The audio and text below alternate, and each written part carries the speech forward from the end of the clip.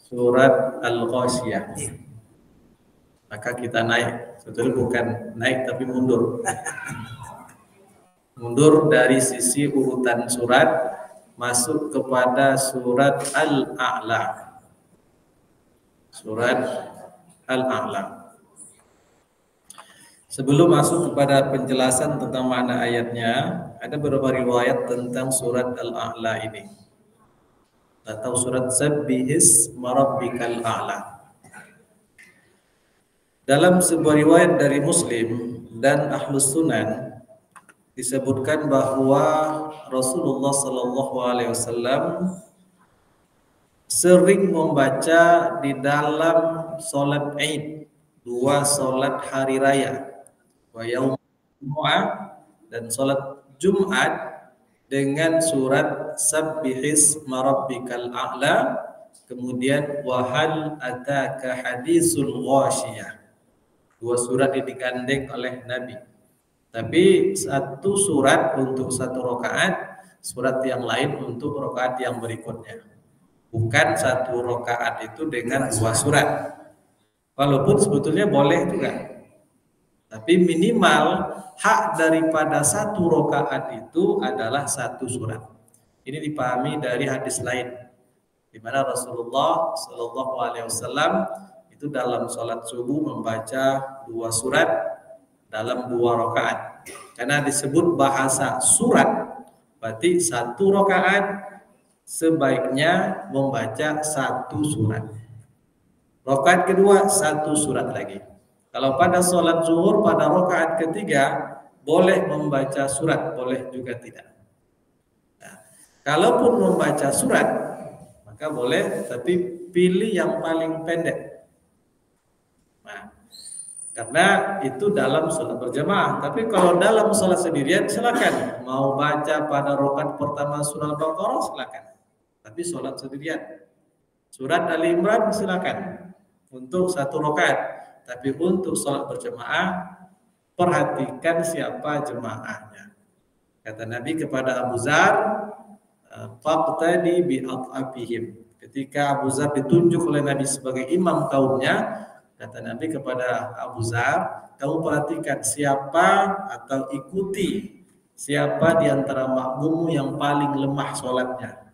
Ya, kalau ada orang yang sudah tua, konsentrasinya sudah susah, kalau ukuran panjangnya paling panjang inna a'tayna ya sudah.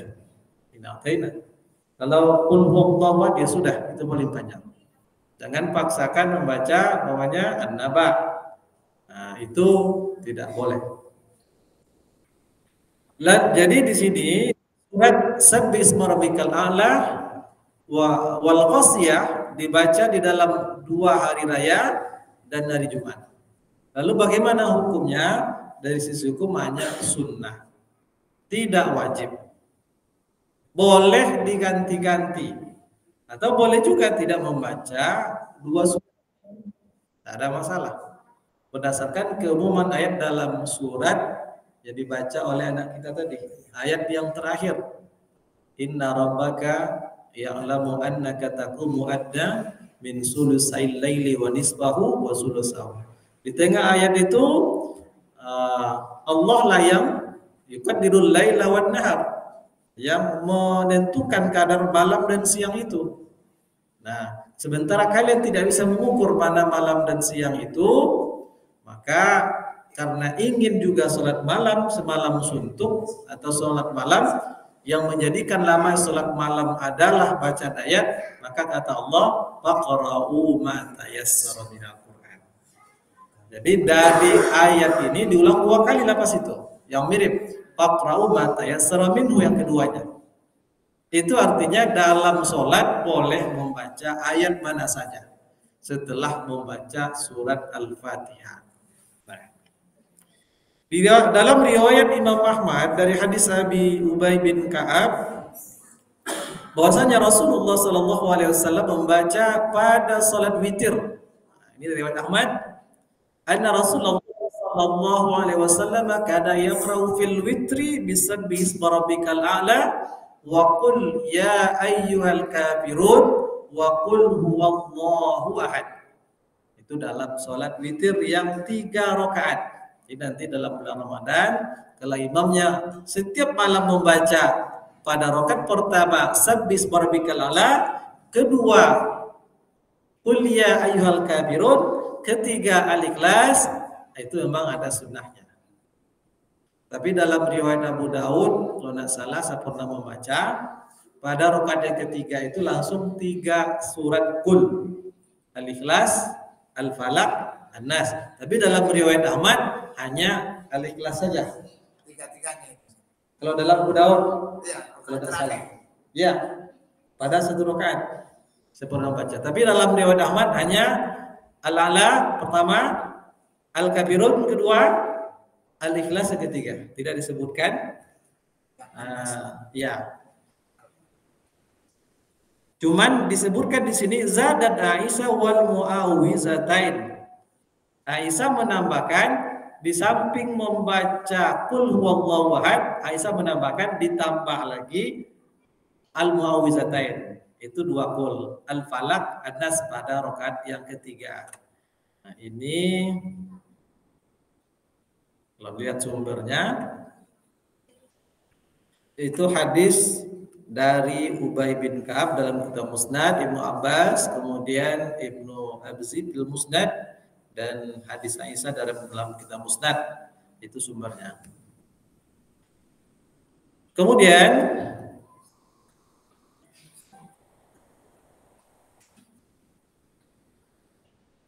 ayat yang pertama, Sabbihis marabbikal a'la. Sabbih itu adalah fi'il amar, perintah. Artinya bertasbihlah atau sucilah. Sebetulnya secara bahasa makna dari kata sabbaha yang pernah kita sampaikan, sabaha sin baha itu makna asalnya adalah berenang. Bukan berenang. Orang yang berenang itu menjauh dari pantai. Dari tempat dia berangkat, pergi ke tengah, berenang ke tengah. Itu mana asal dari kata sabaha. Yang kemudian mana ini dipakai untuk mensucikan atau menjauhkan yang disucikan itu dari hal yang tak pantas. Ibarat orang yang berenang itu sekuat tenaga, kan berenang itu gerak badan yang paling sempurna. Semuanya bergerak, kaki, tangan, badan semuanya bergerak. Berusaha semaksimal mungkin menjauhi tempat dia berangkat dari berenang. Kata ini dipakai untuk makna mensucikan Allah. Maka sucikanlah Tuhanmu, nama Tuhanmu yang maha tinggi. Dalam hadis yang lain oleh Abdullah bin Mas'ud, Rasulullah Shallallahu Alaihi Wasallam kalau dia sampai kepada ayat tertentu, umpamanya dalam surat Al-Baqarah atau dalam surat Al-Imran, dia membaca ayat tentang surga, dia setelah selesai satu ayat berhenti, kemudian dia baca doa, ya Allah jadikan aku dari ahli surga, atau Allahumma adkhilnil jannata. Ketika sampai pada ayat tentang neraka, dia berhenti sejenak, dia baca doa, ya Allah jauhkan aku dari neraka. Itu boleh dilakukan, tapi jangan keras-keras. Nanti kalau imamnya kan dibacanya ayat tentang surga, lalu dibaca keras Allahumma adkhilnil jannata, makmum mengira itu ayat, padahal doa dia. Maka boleh berhenti sejenak, kemudian berdoalah, mungkin secara pelan saja, tak menjaga orang agar jangan disangka itu ayat. Begitu juga ketika tasbih, boleh berhenti sejenak, kemudian baca subhanallah ketika ada ayat tentang itu. Nah, bertasbih. Kalau tidak juga tidak ada masalah. Yang jelas ini adalah perintah Allah untuk mensucikan nama Tuhan Muhammad yang maha tinggi. Isma artinya nama, bismi. Nah, sebetulnya dulu pernah kita jelaskan kata isma yang diartikan nama itu berasal dari 3 huruf, sin, mim, waw. Sumum, sumu. Kata ini pula membentuk kata as-sama. Sama artinya langit. Langit tinggi di atas kita. Sumu artinya nama. Kalau sumu, sebutkan namamu. Atau samillah, sebutlah nama Allah. Lalu apa filosofi dari kata ini? Yang sesuatu yang diberi nama, maka makna nama itu hendaklah bernilai tinggi. Kalau beri nama sama anak, itu hendaklah yang punya makna. Makna itu mengandung pelajaran dan juga mengandung doa orang tua, harapan orang tua terhadap anak tadi. Nah, itu makna daripada kata ismun. Jadi sucikanlah nama Tuhanmu yang maha tinggi.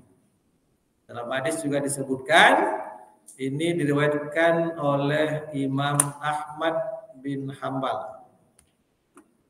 Terkait dengan ini, sampai kepada sahabat Ibnu Abbas, anna Rasulullah sallallahu alaihi wasallam kana iza qara'a sabbisma rabbikal a'la qala subhana rabbiyal a'la. Yang tadi ya. Kalau Rasulullah membaca sabbisma rabbikal a'la, dia diam sejenak, kemudian dia baca subhana rabbiyal a'la. Kira-kira begitu. Lalu lanjut ayat yang kedua. Demikian juga dalam riwayat Abu Daud dari Zuhair, dari Waqi dan lain sebagainya. Allazi khalaqa fasawwa. Yang allazi itu isim mausul. Yang menciptakan. Fasawwa, maka ini untuk pengiringan atau litakib. Yang menciptakan. Ketika kata-kata fi'il yang seharusnya ada kata objeknya atau maf'ulnya tidak disebut, maka maf'ul itu adalah segala sesuatu selain daripada Allah. Kalau begitu, allazi khalaqa, yang menciptakan siapa? Menciptakan semua makhluk. Manusia, hewan, malaikat, jin, langit, bumi, aras, dia penciptanya. Tak ada satupun yang namanya makhluk kecuali Allah menciptakan. Fasawwa, lalu dia sempurnakan. Sawwa secara bata sawiya. Itu artinya lurus. Kalau sudah lurus itu maknanya sempurna. Lengkap. Manusia Allah ciptakan lengkap sempurna. Bahkan makhluk Allah yang paling sempurna penciptanya itu adalah manusia. Fi ahsani takwim. Kami ciptakan manusia itu dengan sebaik-baik bentuk. Di mana kebaikan bentuk manusia lengkap. Ada akalnya, ada hatinya, ada syahwatnya, ada fisiknya. Malaikat ada akalnya, tak ada syahwatnya. Syaitan yang ada syahwatnya. Begitu. Binatang akalnya tak ada. Manusia semuanya ada lengkap. Itu nikmat Allah yang luar biasa. Tapi perlu diingat, semakin besar nikmat, semakin banyak yang mesti dipertanggungjawabkan. Akal itu diminta nanti pertanggungjawabannya. Untuk apa kamu pakai akal?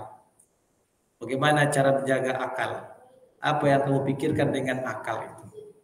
Hati juga begitu. Hati tempat menyimpan segala rasa termasuk keimanan. Ada enggak iman di hati itu? Allazi khalaqa fasawwa, yang menciptakan segala sesuatu, tapi yang lebih tepat di sini yang dekat dengan objek kita sekarang adalah manusia. Yang menciptakan manusia, kemudian dia menyempurnakan ciptaannya. Qatadah mengatakan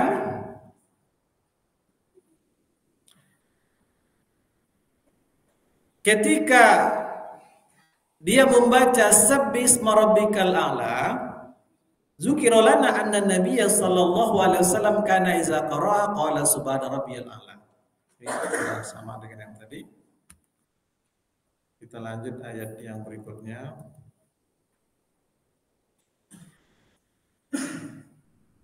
Kalau allazi khalaqa fasawwa khalaqal khaliqata wa sawwa kulla makhluqin bi ahsanil hayat.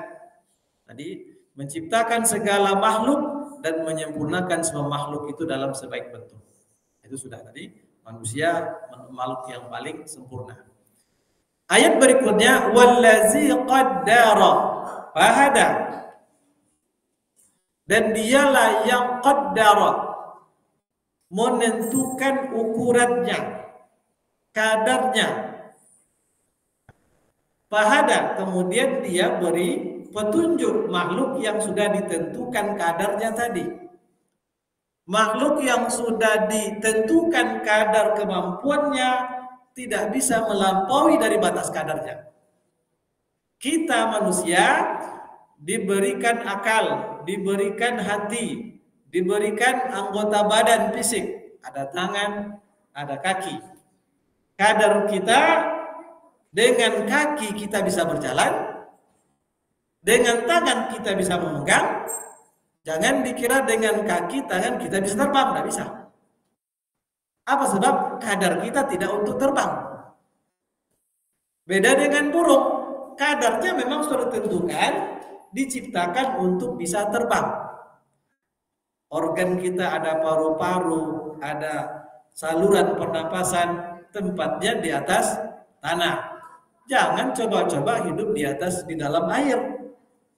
Bukan kadar kita, kecuali dengan alat bantuan pernapasan. Kadar di luar kadar kita. Allah sudah tetapkan kadar kita masing-masing. Maka berjalanlah kita dalam kadar itu. Kita syukurilah nikmat Allah sesuai dengan kadar yang sudah Allah tentukan. Nah, itu mana? Wallazi qaddara, Allah yang menentukan kadar ukuran setiap makhluk, fahada, lalu dia berikan petunjuk, dia berikan hidayah. Siapa yang menunjukkan seorang atau seekor, umpamanya sapi yang sedang menyusui anaknya, saat anaknya berada di bawah untuk tidak menginjak-injak anaknya. Siapa yang menunjukkan? Itu Allah.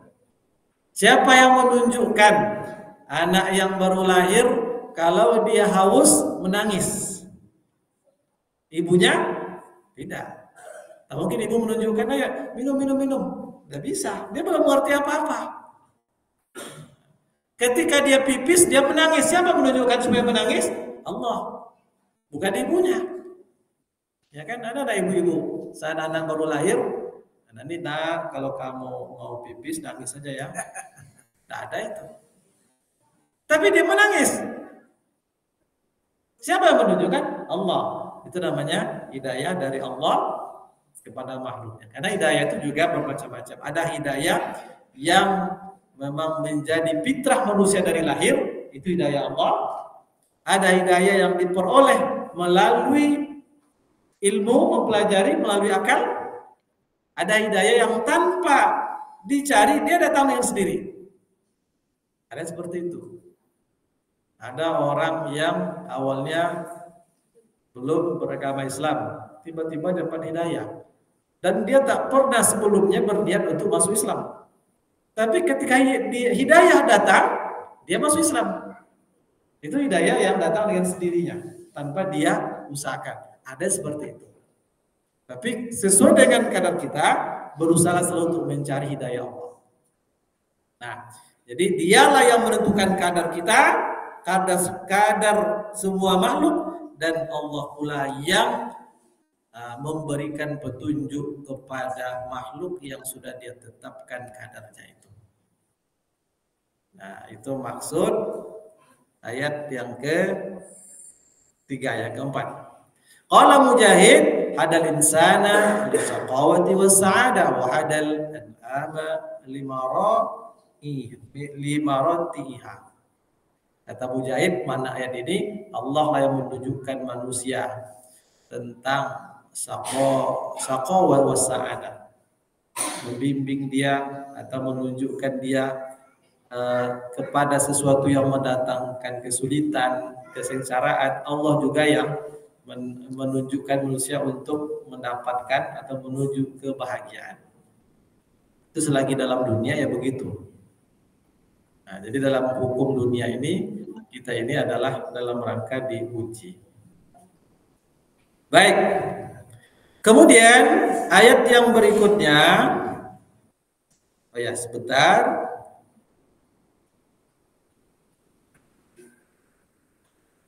Masih pada ayat wallazi qaddara fahada. Allah lah yang menetapkan kadar dan dia pula yang memberikan petunjuk. Sudah tetap di dalam Sahih Muslim dari Abdullah bin Amr anna Rasulullah sallallahu alaihi wasallam qala, Rasulullah sallallahu alaihi wasallam bersabda, innallaha qaddara maqadira khalaiq. Sesungguhnya Allah sudah menetapkan kadar, takdir semua makhluk, bukan hanya manusia. Bagaimana yang akan terjadi terhadap hewan, semuanya sudah Allah tetapkan. Apa yang akan terjadi pada bumi, Allah sudah tetapkan. Pada manusia, semua sudah Allah tetapkan. Sebelum qabla an yakhluqas samawati wal ardh. Sebelum Allah menciptakan langit dan bumi. Apa yang terjadi dari makhluk pertama sampai makhluk terakhir nanti, Allah sudah tetapkan kadarnya. Sebelum Allah menciptakan langit dan bumi, kapan itu? Bi khamsina alfasana. Sebelum 50.000 tahun Allah menciptakan langit dan bumi, Allah sudah menetapkan takdir seluruh makhluk. 50.000 tahun. 1000 tahunnya, dia 1000 tahun. 1 tahunnya rasanya begitu lama. Ini 50.000 tahun Allah sudah tetapkan takdir, kadar semua makhluk yang akan pernah ada. Nah, wa kana 'arshuhu 'alal ma', dan arasnya saat itu masih berada pada di atas air. Tapi yang jelas ini menyebutkan kadar-kadar makhluk itu sudah ditentukan oleh Allah 50.000 tahun sebelum Allah menciptakan langit dan bumi. Nah, baik. Ayat berikutnya, ayat yang keempat. Wallazi akhrajal mar'a, dan dialah Allah yang akhraja, mengeluarkan al-mar'a. Mar'a dari kata ro'a, ro'a artinya mengembala. Kalau mar'a tempat pengembalaan, di tempat pengembalaan tentu banyak rumput-rumputan, maka mar'a diartikan dengan rumput-rumputan. Dia menumbuhkan rumput-rumputan. Ai min jami'i sunufin nabatan wa zuru'. Semua rumput-rumputan, tanam-tanaman Allah yang menumbuhkan. Kalau pada ayat sebelumnya Allah mengatakan secara umum semua makhluk dia yang menetapkan kadar dan takdirnya, kemudian dia memberikan petunjuk.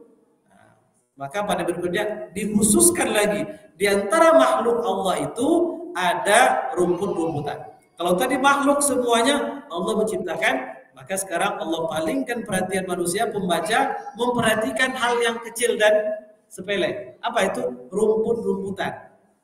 Karena rumput yang kecil sedikit tumbuh, yang menumbuhkan itu adalah Allah. Soalnya ingin membawa pemikiran kita mengakui semua yang besar, yang kecil sampai sekecil-kecilnya, yang bisa kalian lihat atau tidak, itu Allah yang menciptakan. Itu al-mar'a. Nah, kemudian faja'alahu usa'an ahwa, lalu dia jadikan rumput-rumput tadi yang awalnya berwarna hijau. Nah, ada yang hijau pekat, ada yang hijau agak kekuning-kuningan, begitu, ada yang masih muda, ada yang sudah tua. Allah jadikan rumput-rumputan tadi usa'an ahwa. Dia menjadi busa, kering. Ya kan? Kering, kemudian kehitaman. Apa maksudnya? Sudah layu, sudah tidak hijau lagi.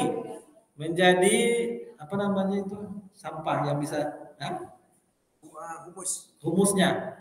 Nah, jadi daun tadi awalnya dia hijau, kemudian berubah menjadi hitam. Nah, itu Allah yang menjadikan sehingga bisa dibakar. Ketika sudah hilang zat airnya dalam daun-daun tadi, dia akan menjadi sampah, bekas dedaunan tadi. Allah yang menciptakan itu. Itu makna daripada husa'an ahwa. Ini pula lah menurut Ibnu Abbas dan Mujahid dan yang lain-lain.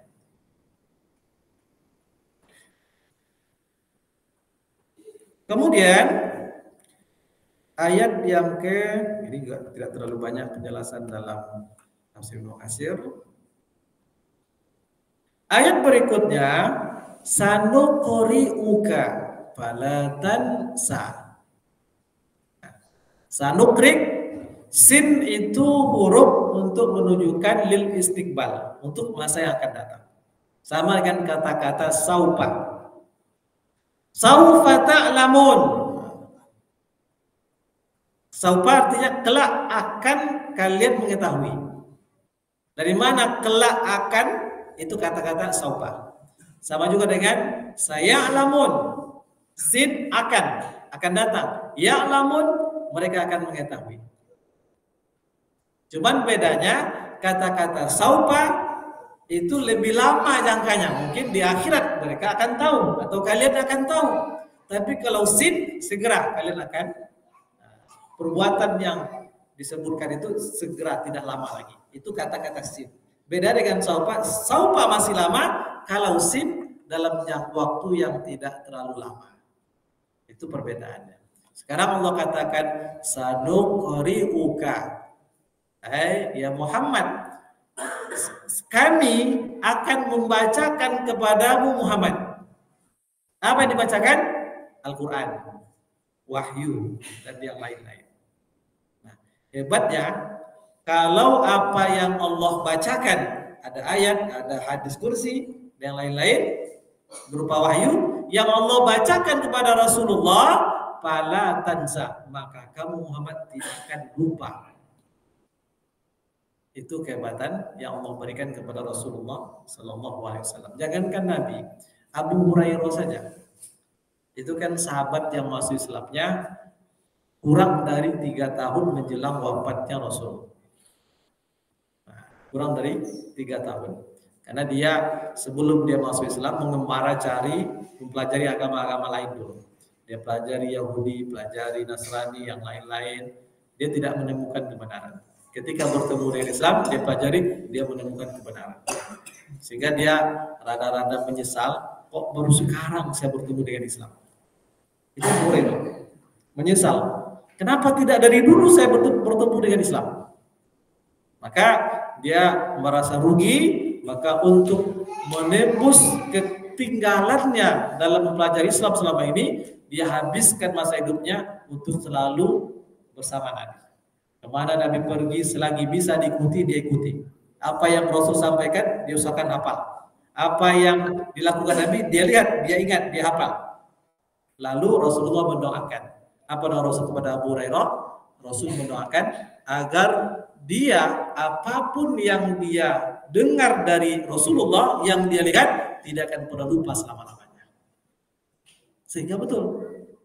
Maka Abu Hurairah lah perawi dari kalangan sahabat yang terbanyak meriwayatkan hadis Nabi.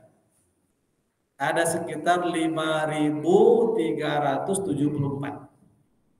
Saya lupa ingat. Apakah 5.473 atau 5.374 hadis? 5.000 hadis. Dia hanya hidup bersama Nabi 2 tahun lebih. Masuk aja. Ya. Sehari berapa itu? Nah itu. Harinya cuma 360. Berarti dalam betul 1.200. 1.500 harinya. Harinya kan? Iya. Nah, berarti paling tidak 3 hadis. Dalam sehari. 2 minimal sekali dalam sehari. Hafal itu. Begitulah kuatnya hafalannya. Apalagi kalau Al-Quran. Kalau Al-Quran dulu, sahabat itu biasa saja tuh. Yang hafal Quran biasa. Yang tak biasa itu ada, kalau seorang muslim tak hafal Quran, itu baru aneh. Apalagi ada seorang muslim tak pernah baca keluar, itu aneh. Kalau dulu yang aneh itu, ada seorang muslim tak hafal Quran, aneh. Karena yang biasa itu biasanya yang namanya muslim pasti hafal Quran. Sekarang yang aneh itu pertama hafal Quran. Aneh. Karena jarang yang mampu. Atau ada orang muslim tapi tak pernah baca keluar, itu juga aneh. Padahal itu adalah kitab sucinya. Baik, kita azan dulu, nanti insyaallah kita lanjut. Kita sholat dulu ya. Kita tutup untuk sementara, insyaallah kita lanjutkan. Nasrul minallahi wa fathun qarib wa basyiril mu'minin. Wassalamualaikum